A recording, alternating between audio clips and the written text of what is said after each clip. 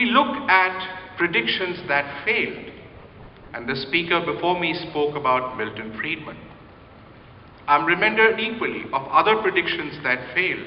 The great Karl Marx, who said the state would fade away and never did. Some of the greatest predictions of history actually stood on their heads. CSR is one of them. In the fall of 2012, when I first met with Professor Michael Porter, and we were discussing CSR issues in his room at Harvard. In the course of our discussions, he said to me, Dr. Chatterjee, one little piece of advice: I admire the way you're taking CSR forward. Please don't make it into legislation. Don't force people into CSR, because legislation will probably do that. I came away thinking about what he said, but did exactly the opposite of what he had advised, for reasons that subsequently turned out to be right. That kind of legislation in the US probably would not work. Their ecosystem is different. But if we were to take what began in the public sector and then move it into the private sector, it could no longer be just, well, do it if you want to, but don't bother if you don't want to. Legislation has given to CSR the power that it would otherwise never have. And because India is the only country that has it, the eyes of the world are on us. Therefore, ONUS, the onus is also on us to be able to deliver the goods. If we don't, one of the most powerful movements the world has ever witnessed will collapse. What lies at the heart of this movement? If it fails, why would it fail? If it succeeds, why would it succeed? And really speaking, the one factor that will ensure its success is the synergy that the legislation contemplates between the corporate sector and civil society organizations. In a sense, what is CSR?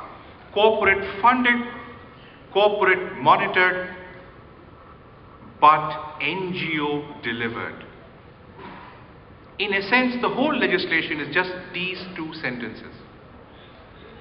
People on the ground are civil society organizations that deliver with communities on the ground. It is they who work with the poor, the marginalized, the deprived. And it is corporates who fund it, bring in innovation, bring in efficiencies, bring in the reliability of how much you can get from each rupee, as Richa put it. That connect between the corporate world and civil society organizations is really the crux of the entire CSR process. And I'm very glad today that we have representatives from all of these sectors. And we will talk about strategy of how to take that forward. 6 or 8 months ago, there were still the naysayers. There were still those who said, hang on, let's watch the 14-15 results. Corporates are still coming to grips of what they need to do, will they need to do, must they need to do. NGOs are still putting their act together. They've never expected this kind of a concentrated activity to happen. So will it, won't it, will it, won't it? Will 14, 15 be too early to judge? And my God, when the audited results began to come in, we were so surprised.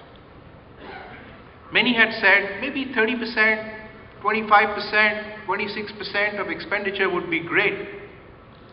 And today, when the report is released, you will see for yourself those 250 companies, how promising their results have been, and how clearly there is a directional sense in the way we are moving. This time next year, hopefully in the same place, when we again take stock, we would see the results of 15-16 would have leapfrogged us to another zone. And then we will stand as the first in the committee of nations to say, hey, India's legislation has succeeded, we're on a roll. If we can say that, then we would have given something special to the world. I wanted also to read to you a little bit. I know that reading is torture, but I am going to read a little bit because what I'm going to read is going to affect your lives, literally from today on. Because these are excerpts from the report of the high-level committee that the Ministry of Corporate Affairs set up for monitoring the CSR space in India.